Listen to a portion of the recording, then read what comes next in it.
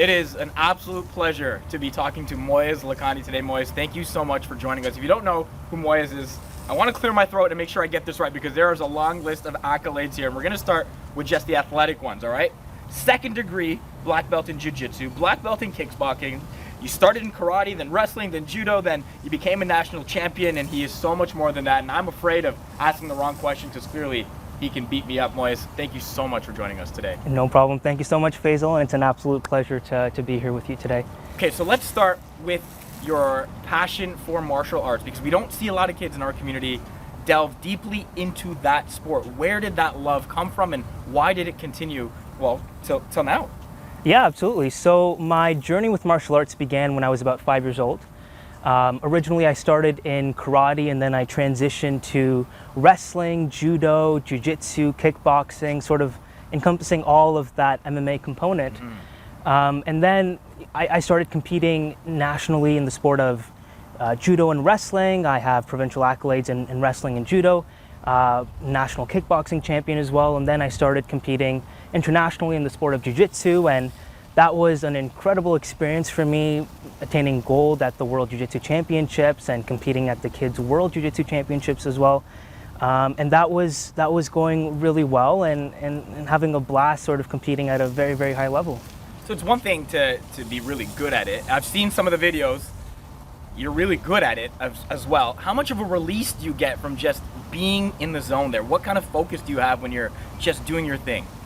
Oh, absolutely. There's a physical component to it, and then there's a much more mental component to it as well. You have to be sharp, you have to be focused, you have to be disciplined as well. You know, Faisal, when you compete at the highest levels, as you probably know, physique and athleticism, that's very important, but the mentality and the discipline that you need to compete at the highest levels, it takes a lot, and there's a lot of focus and a lot of discipline that goes with it as well. So we have to stay sharp, we have to stay fit, but also the mental aspect of the sport we have to focus on very much as well. You know what, that's absolutely right. I talk to a lot of professional athletes like you said, and they say the difference between making it to where they are and just missing out is that mental component. A lot of people have the skills and the ability to get there, but it's how you handle adversity and how you handle pressures that helps take them to that next level. But the first time we met was not through any kind of sporting competition, it was through an arts competition. Jubilee Arts, you were participating there.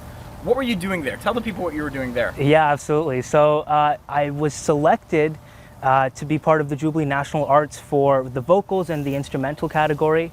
That was an absolute blast. I had a privilege meeting you there as well. You're sort of everywhere now. But it was an incredible experience in that big auditorium and performing for so many people. So very much involved in the arts, and I think we may have even met in the Smiley Games back in 2015. I was selected for wrestling as well, so definitely trying to be involved in many different areas and just trying to embark on unique experiences. Yeah, I mean, they certainly are unique. What are some of the similarities you find between art and sport? Well, I think the similarities between art and sport is that it's a completely different world that you're immersing yourself in. You know, we go to school, we learn math, we learn science, we sort of study the human body and chemistry and biology, but it's a completely different world when you go to the sports and you go to the art. It's a completely different world, and I get to be someone who I'm not at when I'm sort of doing school, and I get to express myself, I guess you can say, in the athletic world and also in the arts as well. And it's a good way to sort of be connected in multiple different areas. Yeah. Well, let's talk about the martial arts route again and where that has taken you. Because it's one thing to have a passion for something and enjoy doing it into your adulthood. It's another thing to turn that passion into something that's impactful for both yourself and a lot of other people. That's where Ninja Girls came from. Yeah. Tell us about Ninja Girls, its inception, and what exactly it is. Absolutely, Faisal. So in 2018, there was this, I guess, worldwide challenge for social ventures called the International Youth Assembly Impact Challenge. It's a challenge where any youth between the ages of 18 or rather 16 to 28, they can pitch a social venture that they're passionate about and a social venture that they want to implement to initiate change and sort of help others. And I was very much interested in this competition, and when I was registering myself for this competition, I I was sort of reflecting and trying to identify what needs need to be met in my community. And from the place that I'm from in Pakistan, in my home community, I recognized very much that there was this issue of sexual abuse and physical violence against women. And I was reflecting, and I very much wanted to help some of these women that were affected and some of the individuals affected by this issue. And so that's where I wanted to come up with something that could initiate change in that regard. Being only 17 years old at the time, I'm not a policymaker, I don't have a university degree, I'm not working for the United Nations, so I thought to myself, what can I do to help initiate impactful change? And that's where I thought of my martial arts. And I've competed at a very high level in martial arts, and I said to myself, if I can use my skill set in martial arts to maybe help empower these women by teaching them basic self-defense techniques that they can use to defend themselves in any emergency situation, that is a fantastic way to empower individuals. And so I came up with the idea. I was invited as a finalist, and they called me to NYU Law School to pitch this idea to a panel of 5 judges. I ended up being one of the 3 winners, the youngest winner of the competition, and they gave me seed funding, mentorship, and really a platform to initiate change. And it's been an incredible experience learning from my mentors and being involved in social entrepreneurship. And I'm very much excited that once the pandemic opens, we can go back to the schools and go with this program once again. Well, congratulations. It's an unbelievable idea, something that, again, as I mentioned, is super impactful for so many people. But it feels like it's something that maybe should have been there before. Why do you think it took so long for an idea like this to come about, especially in areas where some of this stuff is going on? Absolutely. I think for a lot of the international development stuff, when you look at the Sustainable Development Goals, there's a large focus on policy, and there's a large focus on changing the legal structure of things. And I think no one has sort of approached it from more of a physical standpoint, how we can empower them.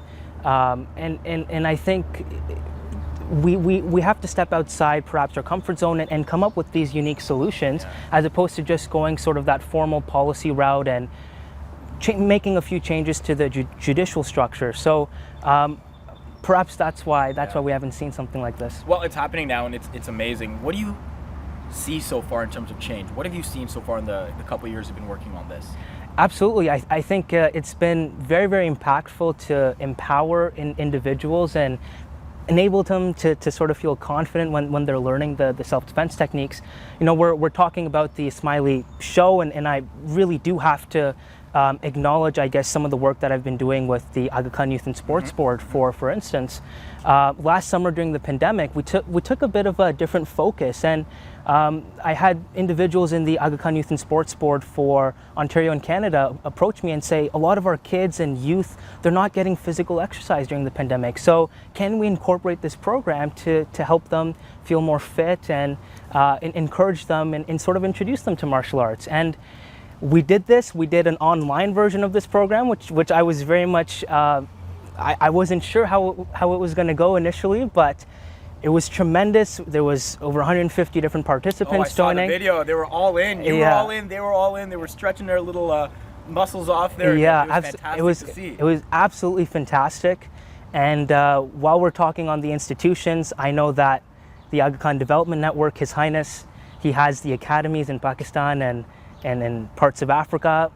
And if they're listening, I would love to implement this program in their schools, because there's so many thousands and thousands of students that can appreciate this program and be impacted by it as well. So to the Aga Khan Development Network, to perhaps His Highness or Princess Zara, whoever's passionate about this, we can start this, and it would be my absolute pleasure to introduce this program in those schools. And you can hear it in your voice. You get a tremendous amount of pride when you talk about something like this, especially when you talk about teaching those 150 kids. How proud of you are you of what you've done? Oh, it's an incredible sort of thing that we've been able to do, and I just want to acknowledge that while we did start this, I have to acknowledge the tremendous team that really did support me as well. People from the Aga Khan Youth and Sports Board for organizing it and setting up the tech.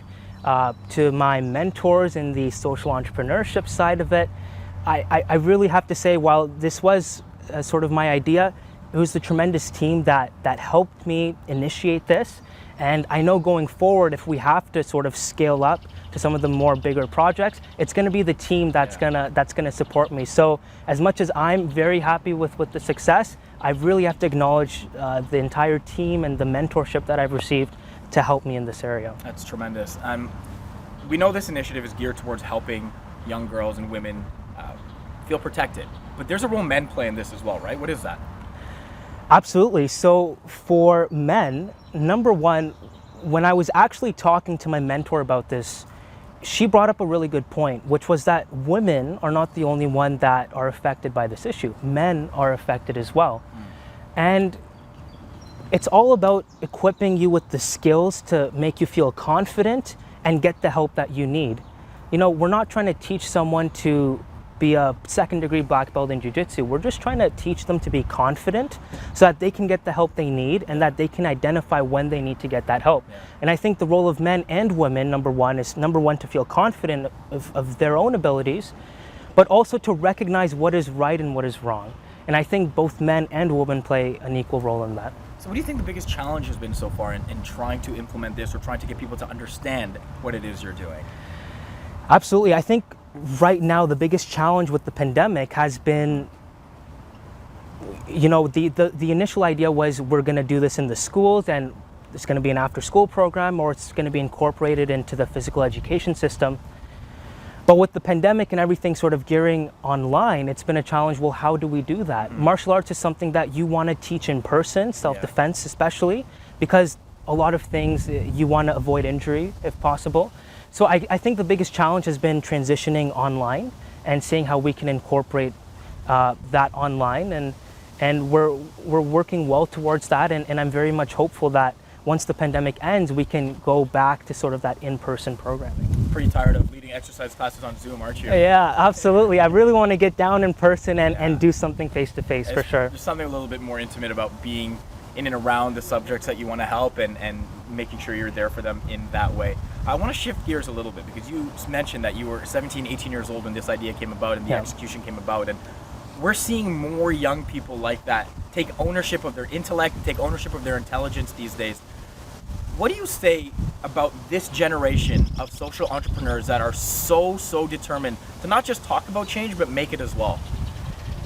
You know, we are not the young people of today. We're not the leaders of tomorrow. We're the leaders of today. Yeah. And I see so many young people when I, went at the World Innovation Summit for Education, when I go at the Youth Assembly and speak at some of these big conferences, I see so many young people who are passionate about initiating change within their own communities. And the youth of today, we don't like chit chatter. We don't like to simply talk about issues. We like to initiate change, and we like to use social media as a platform to initiate that change. Talking about it is one thing, making it happen is a completely different thing. And we are geared towards making it happen. And there's so much energy around young people these days, so many innovative ideas. I'm very much inspired when I see some other young people doing their incredible work, and I get motivated as well. So just let us loose, let the youth do what they do best, and the youth have the power and the skill set and the knowledge to really make things happen. And they have the persistence as well. They're, what I love about the younger generation and something I'm envious of and I wish I had a little bit more confidence to do was just not back down from a challenge or a fight there. Sometimes it's so demoralizing to hear no so many times, but a guy like you, like so many of your generation, they're just like, you know what, we're not gonna ask for permission anymore. We're just gonna go do this and show you how valuable this becomes. There's gonna be a lot of people watching this right now that are inspired by your story, a lot of young people, younger than you, younger than 17. What advice do you have for them? They're maybe thinking about wanting to start something, they have an idea that they think needs to be worked on, and they're just a little scared right now. They're a little bit nervous right now. They don't know where to start. What advice do you have for that group of young people? Absolutely. I think the biggest piece of advice that I can offer is number one, you need to identify an issue within your community. And that has to be the starting point. Secondly, what skills can you bring to the table that makes your idea unique and that makes you unique from everyone else? When you use your passions and your skills to help initiate change, you're going to want to work on the project all the time, and you're going to want to devote all your time and energy towards it. So the biggest piece of advice is find an issue that's affecting your community, use your skill set, but also recognize and acknowledge your support structure. Yeah. When we talk about martial arts, when we talk about social entrepreneurship, as much as martial arts is an individual sport, I was not able to achieve all this without the incredible support. Yeah. And I have to very much acknowledge my parents and their support for driving me to the different tournaments and ensuring that I'm competing, for sticking with me, for my incredible coaches and training partners, and also on the social entrepreneurship side, the incredible mentors that did not look at me as a teenager, but rather they said, we have to help this young guy and we have to teach him some of our skills as well. So acknowledge your support structure, appreciate your parents, and also appreciate your mentors and friends that are helping you in this journey as well, because it's very much a team effort. You know, Moiz, you're a guy that has had a lot of unbelievable successes in your short life so far, and it's amazing to see. And I'm not saying that to boost your ego. I'm asking, in a way, to talk about the challenges. What have been some of the challenges you faced in your young life so far? Because it seems you're a very determined guy, you're a very motivated guy, but I imagine it comes with some hardships as well, right? Absolutely. When I was like 16, 17, 18, and we were competing, me and my family, we were going to these different tournaments. It takes up a lot of time, and it requires a lot of dedication. Yeah. You know, you finish school at 3 o'clock, you do homework for about 1 or 2 hours, and then you got to go to practice, and that's a 3-hour practice. And then you got to go home, and then you got to do homework on top of that as well. And so discipline has been very good for me, but it's also been challenging as well. Getting up at 6 o'clock in the morning, running, making sure that you're doing your homework on time, making sure that you're competing on Saturdays and Sundays. And again, these hardships were also sort of faced by my parents as well, because they were the ones that were driving from Ottawa to Toronto, Ottawa to Montreal, Ottawa to Quebec, going all the way down to Calgary to make sure that I'm competing against some really high-level guys as well. So me and my family, we've had some very big challenges as well in this, and when it comes to martial arts and competing at a high level. And it takes up a lot of your time, it takes up a lot of your energy, but these are sacrifices that are going to pay off at the end of the day. And when you look back at some of these experiences, incredible. And so it's definitely worth the sacrifice, in my opinion. Yeah, and it led to an unbelievable initiative that you're undertaking right now. You mentioned Ottawa, and I saw a video of you leading an aerobics class or an exercise class there as well. How has that community embraced, excuse me, how has that community embraced what it is you're trying to do? Absolutely. So that started about 2015, and that initiative ran for about 5 years. So that initiative was called Dance to Fit, and essentially what it is that it's Zumba classes fused with cardio kickboxing classes. When I was growing up in the Ottawa Jamaat Khana, I recognized that a lot of our seniors and a lot of the older segments of the Jamaat were not living rather healthy lives. And so I wanted to start these classes at their convenience, at no cost, absolutely, to ensure that they get some of the physical exercise that they need to live healthy lives at a bit of an older age. And so we started Dance to Fit back in 2015. Come and dance, come and do kickboxing to your favorite Bollywood songs.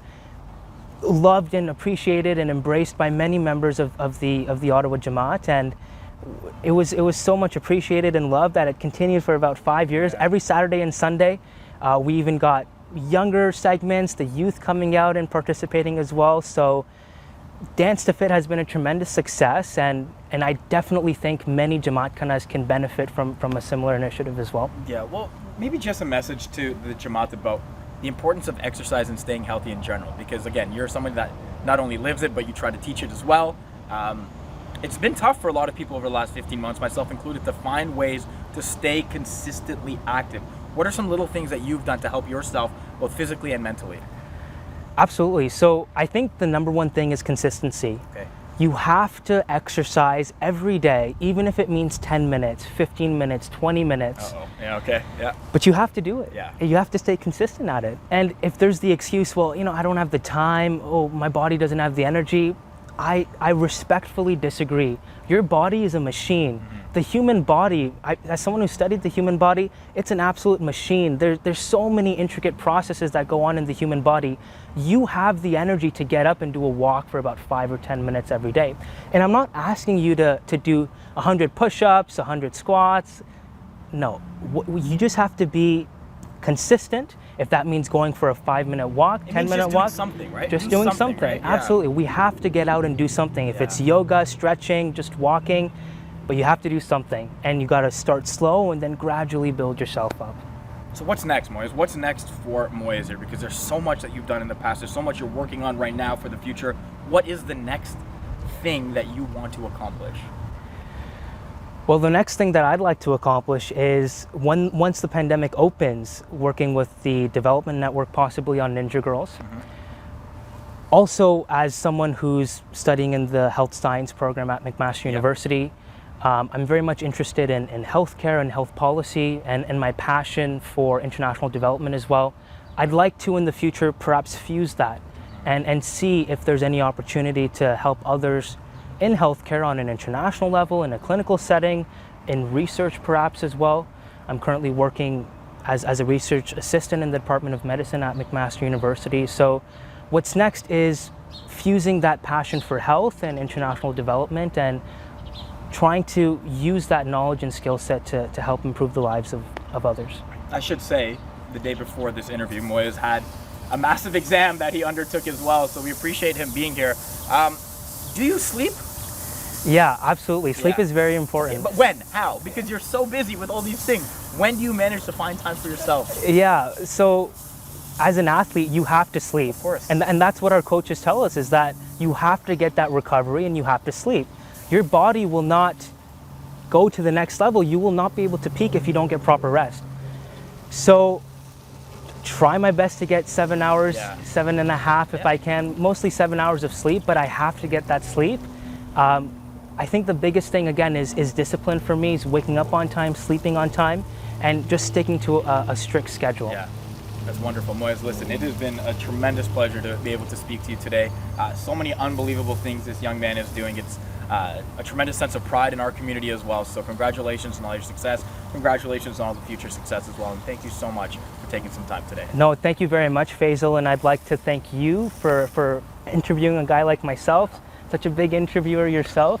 And I'd like to thank the organizers for setting this up and for really giving me this platform to share my experiences and perspectives. So thank you everyone. Thank you, Faisal, for this opportunity. I really appreciate it. And this has been a wonderful experience.